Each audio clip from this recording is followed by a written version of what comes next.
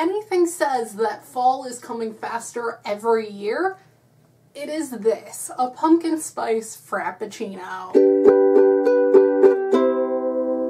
Hey guys, this is Fangirl Flails. I'm Kira, and today we are flailing about the 5 books that I read in August. If you're new here, every month I do a monthly reviews video where all of the books that I read that month get reviewed in one video. So get a snack or something pumpkin spice flavored and settle in. To start it off, I read a book from NetGalley that I received in exchange for an honest review.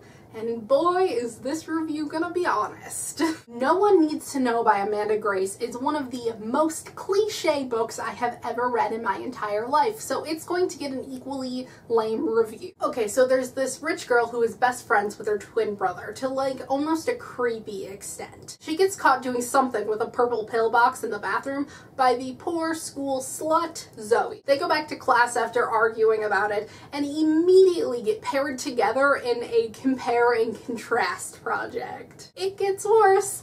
Olivia has to write about being a rich factory owner's daughter, and Zoe has to write about being the poor factory worker's daughter. While working on the project together, Zoe starts dating Olivia's brother. But as the project goes on, Zoe and Olivia start to understand each other more and put aside their differences, and they start to get close.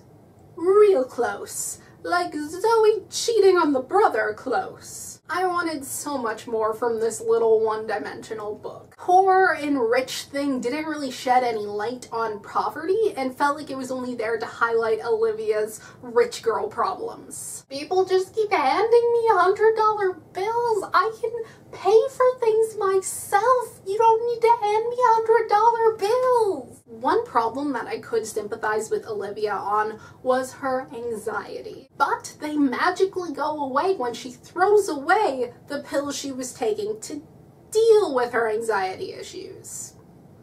That's not how that works. Basically, it was boring and predictable, using tired cliches like the bisexual always cheats, except not using the B word because this is a YA novel. Come on, think of the children. It's all tied up with a nice little bow at the end, despite it being crappy representation of any relationship, let alone a queer girl relationship. I gave this 2 out of 5 stars, and I can't see myself ever recommending this book to anyone.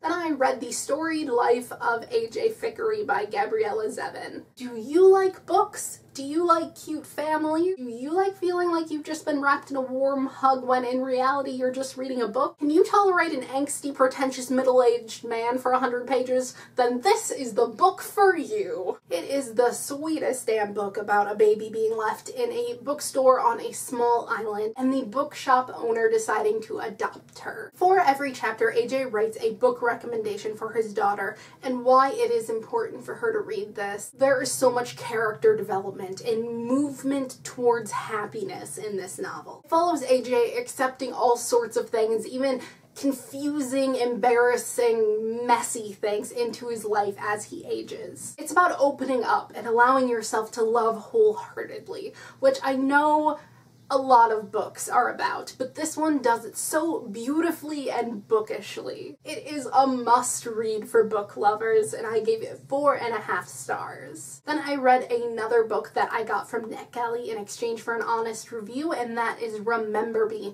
by Melanie Batchelor.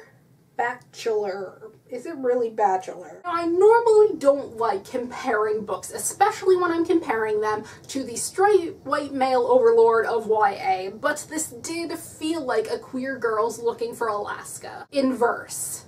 And surprisingly more depressing. So we have the main character, Jamie, who is numb and blank after losing her father. She only has her best friend, Erica, to turn to. Well, Erica will barely let Jamie into her house. She lets her into her own private haven, which is an abandoned park called Wonderland. Jamie cherishes her time there spent with Erica, who she is no doubt in love with. Jamie draws and Erica writes, and sometimes they even kiss, even though Erica has a boyfriend. Now, Erica is bitter and cynical. She's never happy. She smokes, she writes poetry, she's constantly talking about how jealous she is of Jamie's happiness. Which is weird since Jamie is like super depressed and not happy whatsoever. She flares up whenever Jamie doesn't do everything she says.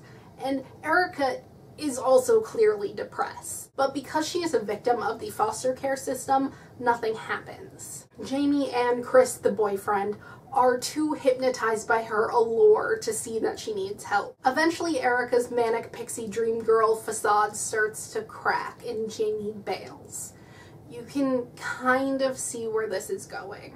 The first half of this short book was so boring. The poetry does not fit with the content of this book, and it didn't feel like it was intentionally done that way. Every character was a stereotype, none of them were fleshed out, except when Jamie starts to realize that the image he has in her head of Erica isn't real. But we all know that that doesn't do any good. Just by reading the summary, you kind of know what's going to happen. But even so, the ending still felt like a slap in the face from the author. Like she doesn't care about mentally ill people at all. The decision that Jamie made at the end absolutely disgusted me. At least in Looking for Alaska, the character dealt with losing his manic pixie dream girl and kind of grew from the experience. The only redeeming factor in this book is that the author tried to debunk the manic pixie dream girl trope, which, while being better than John Green's attempts, were still problematic at best. Basically, it would have been a decent book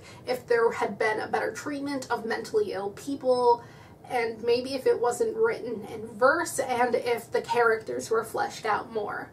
I gave this 2 out of 5 stars. And then I read the only book that I have a physical copy of, which is Who's Afraid of Virginia Woolf by Edward Albee. I can't review this play. I mean, yeah, I gave it 3 stars on Goodreads, but I can't really give you my thoughts, let alone participate in a literary analysis of it. I can tell you that it follows a middle-aged couple, George, who is a college professor, and Martha, who is the daughter of the college president. It follows them through the evening into the morning. Martha invites another younger couple who works at the college over to their house late-ish at night, and George begrudgingly puts up with it. They get drunk and fight and try to break each other up. It soon devolves from an awkward social gathering to a deeply disturbing story about seduction and family and mental illness. It's chock full of references that go way over my head, but I do know that it is fucked up enough for me to give it another read through and for me to go find the play and watch it. The last book that I finished up in August was Memoirs of an Occasional Superheroine by Valerie Durazio, who is currently working at Marvel. This was a book that I downloaded for free at the book section of Noise Trade, which is a great website. But this book was so great that I'm gonna go back and donate as soon as I can. This is Valerie's memoir, largely about abuse and being a woman in the comic industry. It starts off with her planning to kill herself after being fired from her job at DC due to her reporting sexual harassment. She wants the audience to understand why this situation pushed her to this point, so she takes us through her history with comics and violence and sex. Father was physically abusive. She was constantly being hit on by her boss at a comic book store and the patrons there. Many of her boyfriends were super manipulative. And then there was what she read in comics. Here we get into a little history of the industry and how female characters are portrayed. We get into the war between the grittier Marvel and the more light-hearted DC and how that drove DC to portray several violent rape scenes to grow up their brand. Throughout the entire novel, Valerie quotes a line uttered by Wonder Woman after being seduced by a man and chained to a wall. And she says, "I cannot break these chains. I'm being punished for my stupidity." All these elements come together to the point where Valerie claims that she is just a hole for men. She's led to believe that that's all she's there for, so obviously she can't tell on her dad or her old boss or her new boss at DC. She had been conditioned all of her life not to tell, but not telling made her so physically ill that eventually she just told, and she was fired for doing so. She doesn't kill herself. She recovers, and she tells again by writing this relatable, readable memoir. It's beautiful in the grittiest way, something way darker than any Marvel or DC storyline, because this is so frighteningly real. I gave it 4.5 stars, and I believe that this is something that all comic fans should read. I will leave a link in the down bar where you can download and donate. That is all I have for you guys today. If you want more of my thoughts on any of these books, feel free to leave a comment asking me to do a full review of any of these. These days I am doing written reviews on Goodreads for all of these books, whether that be a few paragraphs or a few sentences, so you can check that out down below. Thank you guys so much for watching. Let me know what you read this month in the comments, and I will see you next time. Goodbye! I checked out a stack of graphic novels and read one a day for the week of the readathon.